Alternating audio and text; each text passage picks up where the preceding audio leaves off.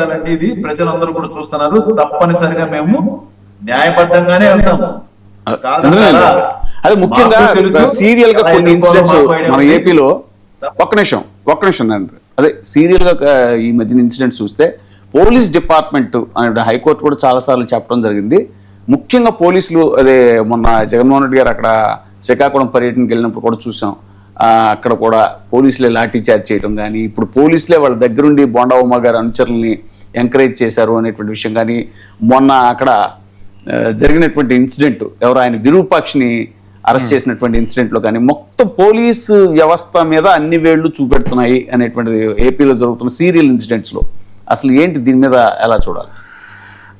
Especially అంటే జనరల్గానే ఆంధ్రప్రదేశ్లో అంటే అంబేద్కర్ గారు రాసిన రాజ్యాంగాన్ని పక్కన పెట్టి రెడ్ బుక్ రాజ్యాంగాన్ని అమలుపరచడంలో వీర విధేయతను పోలీస్ వ్యవస్థ అనుసరిస్తుంది అనేది చెప్పాల్సిన అవసరం లేదు. అది కళ్ళకు కట్టినట్టు కనబడుతుంది.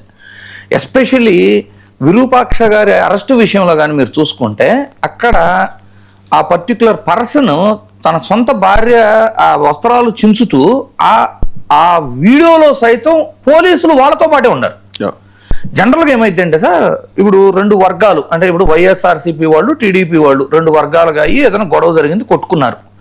ఆ కొట్టుకున్న ప్రదేశంలో పోలీసులు లేనప్పుడు ఏం జరుగుతుంది అంటే ఏదో ఒక వర్గం ఫస్ట్ పోలీస్ స్టేషన్కి అప్రోచ్ అయ్యి ఎదురు వాళ్ళ మీద కేసులు ఫైల్ చేయమనో ఒక తప్పుడు కంప్లైంట్ అవ్వచ్చు. ఇచ్చినప్పుడు ఏమైంది, ఒక మహిళ వచ్చి మహిళకి ఇలా జరిగింది అంటే డెఫినెట్లీ ఆ మహిళ యొక్క కన్సర్న్ అడ్రస్ చేయాలి కాబట్టి ముందు ఎఫ్ఐఆర్ ఫైల్ చేసేసుకుంటారు, తర్వాత విచారణ స్టార్ట్ చేస్తారు. సరే విచారణలో నిజానిజాలు వాళ్ళకి తెలిసినంత వరకు ఛార్జ్ షీట్ ఫైల్ చేస్తారు, కోర్టుకు సబ్మిట్ చేస్తారు. అది ఒక ప్రొసీడింగ్. ఇక్కడ ఏంటి, వీళ్ళ సమక్షంలోనే జరిగిన దానికి కూడా అంటే అధికార పార్టీ చెప్పిన విధంగా వారే చేసి పోలీసుల సమక్షంలో, ఇది గుర్తుపెట్టుకోవాల్సింది ఏంటంటే ఆ వీడియోలో పోలీసులు ఉన్నారు, వాళ్ళ సమక్షంలోనే వాళ్లే చించుకొని వాళ్ళు వచ్చి ఎమ్మెల్యే చించాడు అని చెప్తే దాన్ని ఎఫ్ఐఆర్ గా చేసి అరెస్ట్ చేశారు. చూసారా, ఇక ఇంతకంటే బెటర్ ఎగ్జాంపుల్ ఏముంటది పోలీస్ వ్యవస్థ ఏ విధంగా పనిచేస్తుంది ఆంధ్రప్రదేశ్లో అని చెప్పడానికి. రెండు, జెడ్ ప్లస్ కేటగిరీయో ఏదో మనకి అసలు వాళ్ళకి ఎన్ని రోపు సెక్యూరిటీస్ ఉండాలి. నిన్న పర్యటనకు వెళ్ళారు జగన్ గారు, లేదు అసలు ఈ ఇన్సిడెంట్ తీసేయండి. ఇనిషియల్ గా బుల్లెట్ ప్రూఫ్ వాహనం విషయంలో పోలీస్ వ్యవస్థ ఎలా వ్యవహరించింది, ఎలాంటి బుల్లెట్ ప్రూఫ్ వాహనాన్ని ఇచ్చారు. ఇది ఫస్ట్ టైం వెళ్ళారు చూడండి, వినుకొండలో ఒక కార్యకర్తని వైఎస్ఆర్సీపీ కార్యకర్తని నరికి చంపేస్తే జగన్ గారు వెళ్ళే టైంలో మొరాయించింది ఆ బుల్లెట్ ప్రూఫ్ వాహనం, ఆయన సొంత వాహనంలో వెళ్లాల్సి వచ్చింది. అంటే ఈ విధమైన వివక్షను చూపించటం వలన ప్రజలలో విశ్వసనీయత కోల్పోతారు, విశ్వాసాన్ని కోల్పోతారు.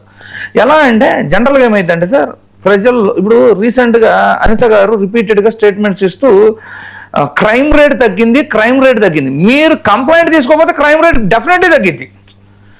అన్యాయం జరిగింది మహాప్రభు, మా మీద దాడులు జరుగుతున్నాయి, లేదు మా మీద సోషల్ మీడియాలో అసభ్యకరమైన పోస్టింగ్లు జరుగుతున్నాయి, వీటన్నిటి మీద కేసులు కట్టండి అని ప్రతిపక్ష పార్టీల వాళ్ళు సిస్టాన్ని గౌరవించి పోలీస్ స్టేషన్కి వెళ్తే మీరు కేసులు కట్టకపోవటం వలన క్రైమ్ రేట్ తగ్గుతుంది. అంతేగాని నిజంగా ప్రజలు జనరల్గా ఏమవుతుంది అంటే సార్, జనరేషన్స్ వైజ్ చూసుకోండి మీరు, ఒకప్పుడు పోలీస్ స్టేషన్లో కాలు పెడితే తప్పులాగా భావించేవాళ్ళు పెద్దలు. అసలు ఎవరన్నా ఇంట్లో వాళ్ళు పోలీస్ స్టేషన్కి తప్పు లేకుండా కూడా ఏదైనా కేసు అయ్యి అరెస్ట్ చేశారనుకోండి, అసలు ఇంట్లోకి కూడా రానిచ్చేవాళ్ళు కాదు. కోర్టు మెట్లు ఎక్కకూడదు, పోలీస్ స్టేషన్ తొక్కకూడదు, ఇట్లా కొన్ని దారుణంగా ఫీల్ అయ్యేవాళ్ళు. జనరేషన్స్ ఎడ్యుకేషన్ లెవెల్స్ పెరిగే కొద్దీ ఏమవుతుంది, ప్రతి చిన్నదానికి కూడా ఎవరి మీద డిపెండ్ అవ్వకుండా డైరెక్ట్గా స్టేషన్కి వెళ్ళిపోయి కంప్లైంట్ పెట్టడం, లేదు కోర్టులో తెలుసుకుందాం అనే స్థాయికి రావటం వల్లే ఈ రోజు కేసుల సంఖ్య పెరుగుతున్నాయి. యాక్చువల్గా చెప్పాలంటే దాన్ని మనం అభినందించాలి. ఎందుకు అంటే సిస్టాన్ని గౌరవించి ఇమీడియట్గా సిస్టమ్ మనకు న్యాయం చేసిద్ది అనే ఒక స్పృహతో పోలీస్ స్టేషన్ అప్రోచ్ అవుతున్నారు, లేదు కోర్టును అప్రోచ్ అవుతున్నారు. కానీ ఇక్కడ ఆంధ్రప్రదేశ్లో ఏం జరుగుతుంది, అసలు మీరు పోలీస్ స్టేషన్కి వెళ్తే కేసులే తీసుకోండి అంటున్నప్పుడు, మరి ఏదైతే సిస్టమ్ కొత్తగా చదువుకున్న వాళ్ళకి జంజీకి ఎస్పెషల్లీ మీరు కేసులు ఎక్కువగా ఫైల్ చేసేవాళ్ళు, లేదు కోర్టును అప్రోచ్ అయ్యే వాళ్ళలో కూడా జంజీ బాగా చదువుకున్న వాళ్ళు, రీసెంట్గా ఉద్యోగాలు దక్కించుకున్న వాళ్ళు ఎక్కువ శాతం ఉంటారు. అలాంటి వాళ్ళలో ఏమవుతుంది అంటే సిస్టమ్ మళ్ళీ రివర్స్లో వెళ్తుంది. మళ్ళీ మన తండ్రి తాతల తరంలో ఎలా ఉండేదో ఆ ధోరణికి సిస్టమ్ వెళ్ళిపోతుంది. అంటే డెఫినెట్లీ జంజీ అనేవాళ్ళు బాగా ఇబ్బంది పడి అది ప్రభుత్వ వ్యతిరేకతగా మారే అవకాశాలు ముమ్మాటికి కనబడుతున్నాయి. సో ఇక్కడ మీరు ఒక్క ఇన్సిడెంట్ కాదు సార్, ఎన్ని ఇన్సిడెంట్స్ తీసుకున్నా కూడా ఆంధ్రప్రదేశ్లో అంటే ప్రజలకు న్యాయం కాదు, ఒక పార్టీకి న్యాయం జరిగే విధంగానే వ్యవస్థ నడుస్తుంది అనేది కళ్ళకు కట్టినట్టు కనబడుతుంది. అదే అండి, ఇప్పుడు నరేంద్ర గారు తాజాగా జరిగినటువంటి కేబినెట్ సమావేశంలో దిశ యాక్ట్ ని వాళ్ళు రద్దు చేశారండి. ఎందుకంటే కేంద్రం ఒప్పుకోవట్లేదు కాబట్టి దిశ యాక్ట్ ని రద్దు చేస్తున్నాం, అది మీరు తీసుకొచ్చినటువంటి చట్టం అనుకుంటుంది. దీని మీద మీరు ఎలా స్పందిస్తారు? సార్ ఒకటండి, పోలీసు వ్యవస్థ విషయానికి ఒక 2 చిన్న ఉదాహరణలు గతంలో జరిగినటువంటివి. ఒకటి, జోగి రమేష్ ఎక్స్ మినిస్టర్, అంబటి రాంబాబు గారు ఎక్స్ మినిస్టర్, ఇద్దరి ఇంటి మీద 6 గంటల పాటు జరిగిన దౌర్జన్యానికి నా ఇంటి మీద పోలీసుల దగ్గర నుండి చేయించారు. అది అందరికీ తెలుసు. చేయించిన తర్వాత తిరిగి వీళ్ళు కేసులు పెడితే అరెస్ట్ ఎవరిని చేశారండి? జైలు ఎవరిని పెట్టారు? చాలా దారుణం కదా. అయితే ఇప్పుడు ఇవాళ మేము ఏది జరిగినా ఏది చేసినా కూడా మహిళలకు ఉపయోగపడే విధంగా దిశ యాప్ అనేది, దిశ చట్టం అనేది తప్పనిసరిగా మహిళలకి చాలా చాలా ఉపయోగకరంగా ఉంటుంది. అది ఎలా ఉపయోగపడుతుంది అనే విషయాన్ని ఆ రోజు జగన్మోహన్ రెడ్డి గారు చాలా ఆలోచించి పర్టికులర్ గా దిశ పోలీస్ స్టేషన్ పెట్టడం కానీ, ఆ దిశ చట్టాన్ని కూడా తీసుకురావడం కానీ అవన్నీ జరిగాయి.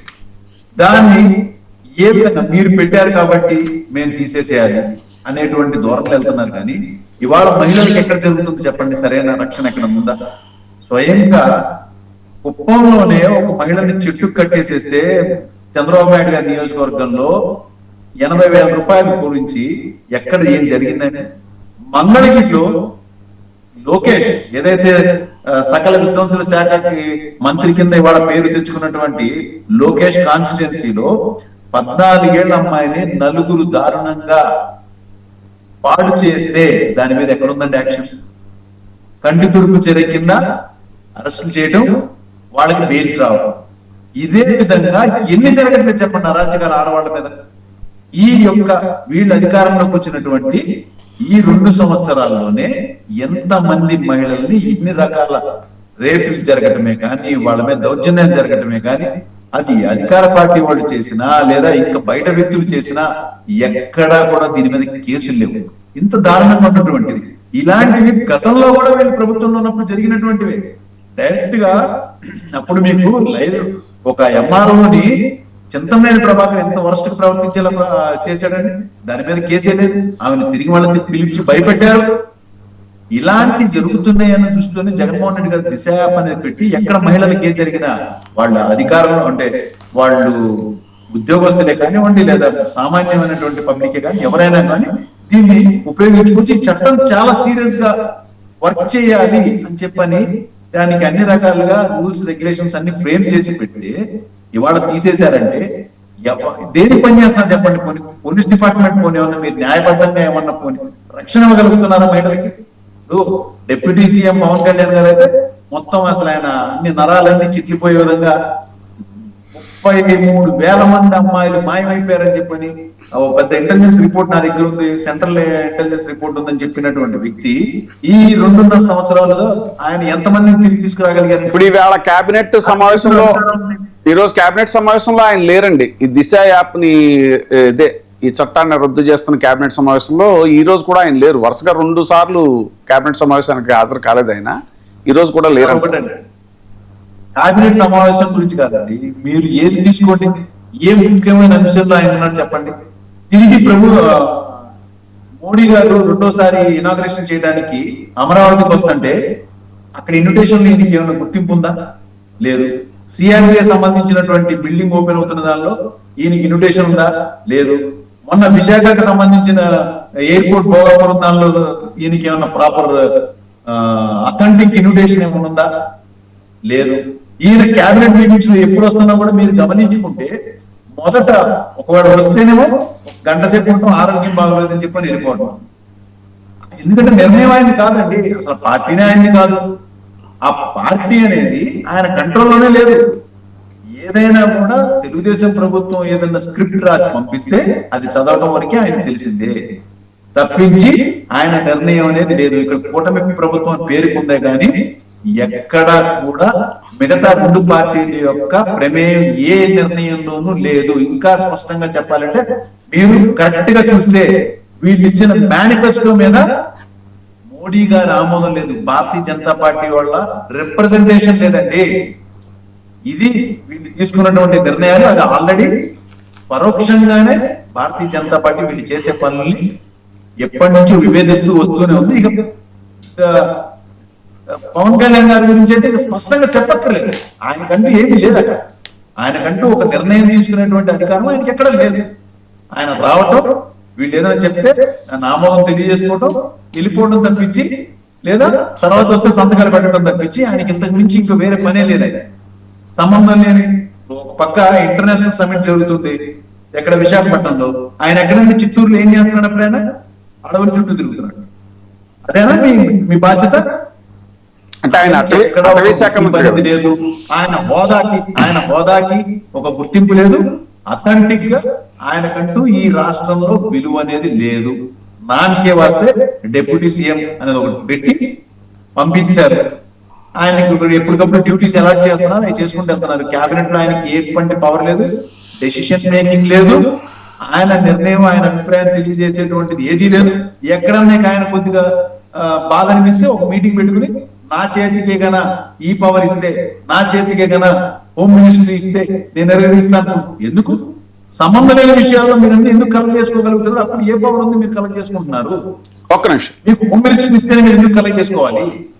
మీరు పోరాటం కరెక్ట్ గా మాట్లాడాలంటే మీరు చేయొచ్చు కదా. బాధ్యత గల ఒక క్యాబినెట్ మంత్రిగా మీరు ఎక్కడైనా అభ్యంతరం తెలియజేయాలంటే చేయొచ్చు కదా. ఒక్క నిమిషం. ఇంద్రనీల్ రెడ్డి గారు, అదే ఈ క్యాబినెట్ డెసిషన్ లో కొత్త ప్రైవేట్